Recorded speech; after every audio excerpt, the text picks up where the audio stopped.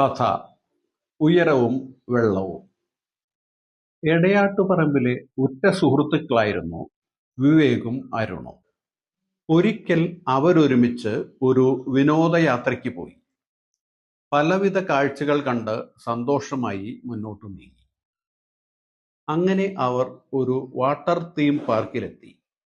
ഉയരത്തിലേക്ക് പോകുന്ന ബാസ്ക്കറ്റുകളും വെള്ളത്തിലൂടെയുള്ള പാച്ചിലുകളും അവർക്ക് നന്നായി ഇഷ്ടപ്പെട്ടു. പക്ഷേ ഉയരത്തിലേക്ക് പൊങ്ങിപ്പോകുന്നത് വിവേകിന് ഭയമായിരുന്നു. വെള്ളത്തിലെ യാത്ര അരുണിനും ഭയമായിരുന്നു.